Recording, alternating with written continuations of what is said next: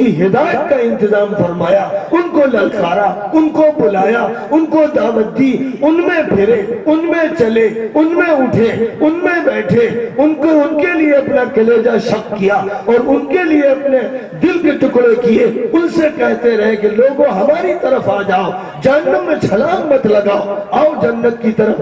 نبی کا یہ رویہ تھا کہ جو جہنم میں کود رہے اور جو آپ پر پتھر پھینک رہے اور لہو لہان کر رہے اور آپ کو فاقوں میں مبتلا کر رہے اور گھاٹی میں آپ کا محاصرہ کر رہے، آپ ان کے لیے دعا کر رہے، آپ ان کو ہدایت دے رہے، آپ ان کو جہنم سے نکالنا چاہتے ہیں، اور ہمارا حال یہ ہو گیا کہ ہم اپنے ہی مسلمان بھائیوں کے بعض طبقوں کو کافر، منافق اور فاسق اور فاجر اور جہنمی اور کیا کیا کہنے میں اپنی بھڑاس نکال رہے ہیں، اور اس طرح سے مسلمانوں کی توڑتے چلے جا رہے ہیں۔ جو گھر ہمیں وراثت میں ملا اس کی دیواریں توڑ رہے ہیں گھر کے پاگل لوگ۔ گھر کے لوگ پاگل ہو گئے، اپنے گھر ہی کو توڑ رہے ہیں، اپنی دیواریں توڑ رہے ہیں، اپنی چھتوں میں سوراخ کر رہے ہیں۔ حکم اللہ کا یہ تھا وَاعْتَصِمُوا بِحَبْلِ اللَّهِ جَمِيعًا وَلَا تَفَرَّقُوا، اللہ کی رسی کو مضبوطی سے تھام لو اور گروہوں میں مت بٹو، مل کر پوری امت ایک امت، اور ایک امت ہے، میں نے آپ سے عرض کیا پوری انسانیت امت رسول ہے، اور رسول نے پوری انسانیت کو مخاطب فرمایا۔ قرآن کی کتنی آیتیں میں پیش کروں، وقت نہیں، ورنہ میں قرآن پاک کی آیات کے ذریعے سے آپ کے سامنے اس حقیقت کو ایسا آشکارا کر دیتا کہ پھر کبھی خیال اور واہمہ اور خواب بھی نظر نہ آتا امت کے درمیان محدودیت کے تصور۔ تو اللہ نے یہ وسعت دی، یا عالمیت دی، یا آفاقیت دی، یا ہمگیریت دی، اور اسی بنیاد پر اس امت کو برپا کیا گیا اور اس امت سے کہا گیا کنتم خیر امت اخرجت للناس، تم بہترین امت ہو اس شرط کے ساتھ کہ پوری ہیومینٹی اور مینکائنڈ اور مانوتا کے لیے کام کرو، تب خیر امت ہو۔ اگر تم پوری انسانیت کو سامنے رکھتے ہو،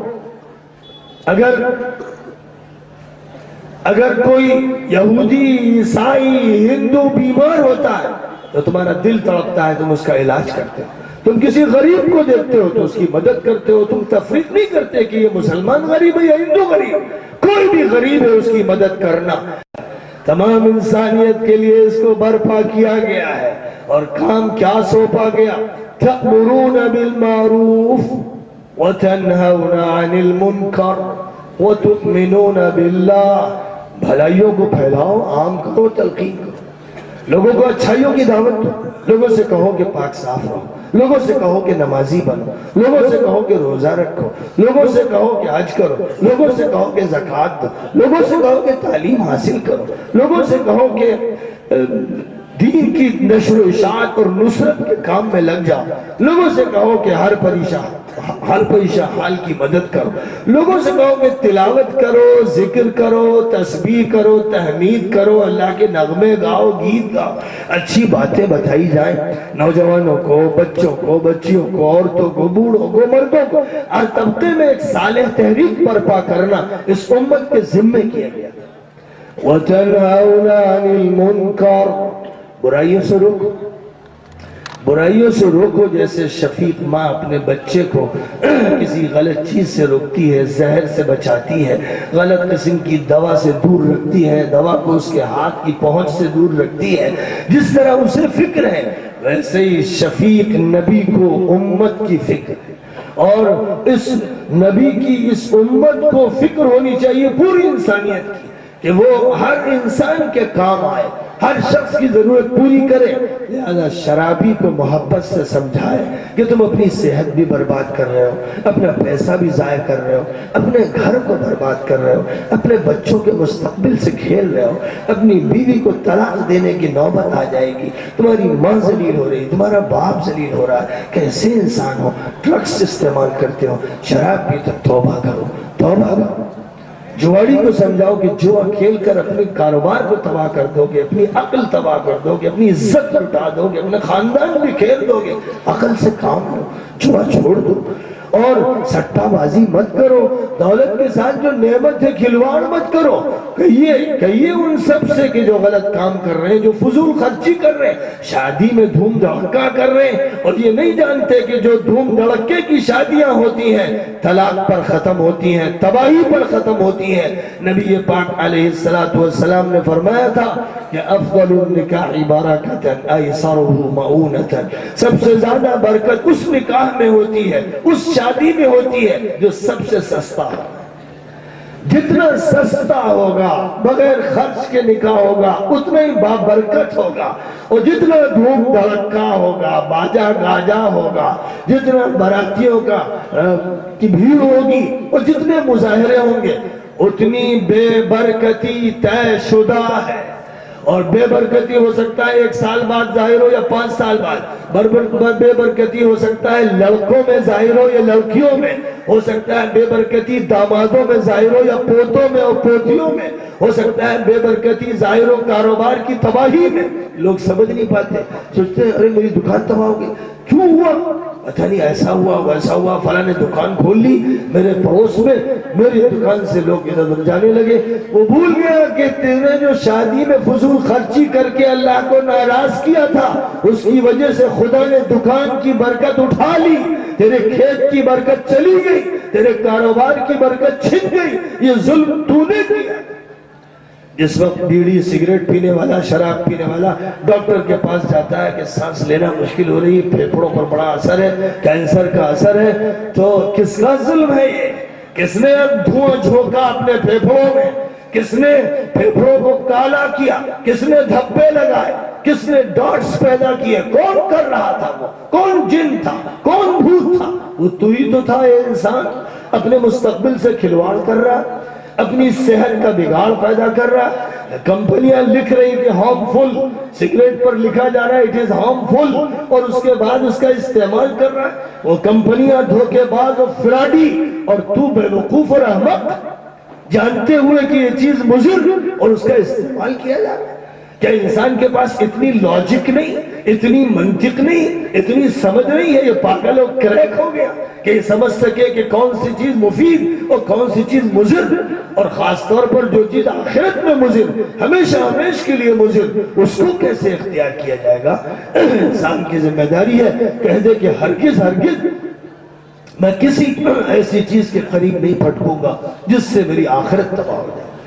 تو میرے بزرگوں، کام تو اتنا بڑھا دیا گیا تھا، اور اسی کا یہ نتیجہ تھا کہ نبی پاک علیہ السلام مکہ مکرمہ سے مدینہ منورہ منتقل ہوئے، اور مدینہ منورہ میں بھی ایک دن بھی چین سے نہ بیٹھ سکے، ایک رات بھی پوری طرح آرام نہیں فرما سکے۔ پوری انسانیت کی فکر میں ہمیشہ اللہ سے مانگتے رہے، کوشش کرتے رہے کہ ساری انسانیت اور خاص طور پر جزیرۃ العرب کا ہر انسان اللہ کے قریب آ جائے، دوزخ سے بچ جائے، جنت میں داخل ہو جائے۔ اور ساتھ قرآن کے ذریعے یہ بشارت بھی سنا دی کہ یہ مسئلہ صرف جزیرۃ العرب کا نہیں ہے، پوری رومن امپائر اور پرشین امپائر بھی اس دین متین کے سامنے گھٹنے ٹیکنے پر مجبور ہو جائے گی، اور یہ دین ان کی اصلاح کا بھی کام کرے گا۔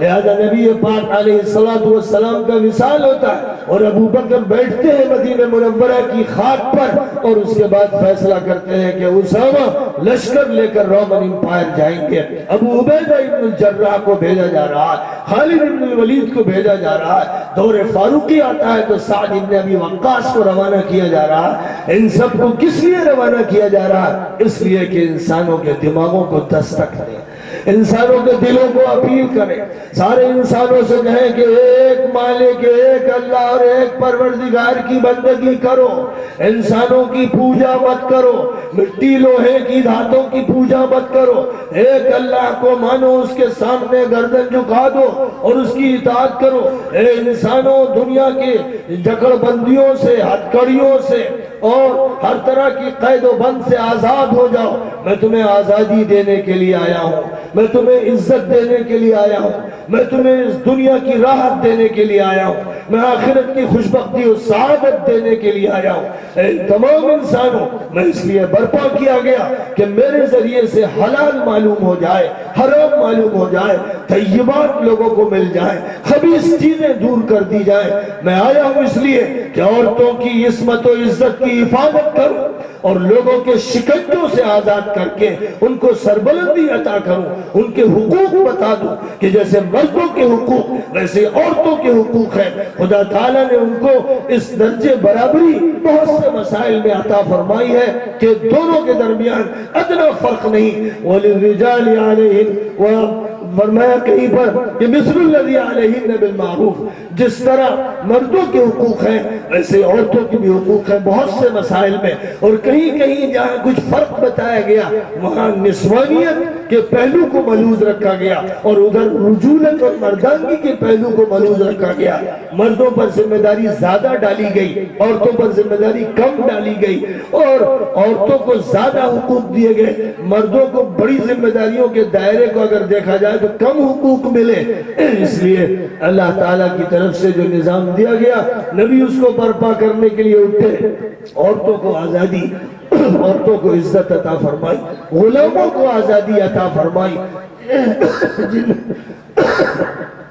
جن غلاموں کے ساتھ حکومتیں کھلواڑ کر رہی تھی، جن غلاموں کا ایکسپلائٹیشن کیا جا رہا تھا، جن کو سزائیں دی جا رہی تھی، ان غلاموں کو آپ نے آزادی عطا فرمائی۔ پوری دنیا کو بتایا، اے دنیا کے انسانوں سن لو، کوئی شدر نہیں، کوئی اچھوت نہیں، کوئی ملیچ نہیں، کوئی ذلیل نہیں، سارے انسان باعزت ہیں۔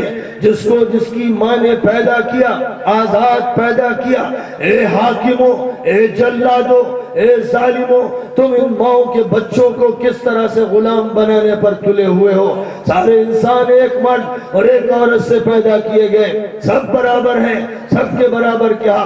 کسی گورے کو کسی کالے پر فضیلت حاصل نہیں، کسی عربی کو کسی عجمی پر فضیلت حاصل نہیں۔ یہ ہے وہ حقیقت جس کو قرآن پاک نے کھول کھول کر بیان کیا، اور یہ ہے وہ حقیقت جس کو نبی پاک علیہ السلام نے بیان فرمایا۔ عرفات کے میدان میں اس کے اعلانات فرمائے تاکہ انسانیت کو ایک ایسا سبق ملے، ایک ایسی عالمی شریعت مل جائے، ایک ایسا ہمگیر قانون مل جائے جس کی دعوت لے کر پھر لوگ چلے اور سب کے لیے دسترخوان بچھائیں۔ آج جب ہم مسائل کی بات کرتے ہیں، کبھی کبھی ہندو مسلم، کبھی سکھ اور مسلم یا ہندو، اور کبھی فلاں فلاں طبقوں کی لڑائیاں، یہ ساری لڑائیاں شیطانوں کے کرشمے ہیں۔ یہ ساری لڑائیاں ظالم حکمرانوں اور سیاستدان عیاروں کے فتنے ہیں۔ چاہیے اہل اسلام کو کہ پوری طاقت کے ساتھ وحدت انسانی کی دعوت دیں اور تمام انسانوں کو اس پلیٹ فارم پر جمع کر کے خدمت کا مزاج پیدا کریں اور دعوت حق کو تمام انسانوں تک پہنچا دیں اور نبی کا تعارف ہر انسان کو کرا دیں اور اللہ کی معرفت ہر دل و دماغ میں ڈال دیں اور تمام انسانوں کو فکر آخرت عطا کر کے دنیا کی تمام طرح کی مادی ترغیبات سے بلند کر دیں۔ یہ وہ دعوت ہے جو مسلمانوں کو دی گئی۔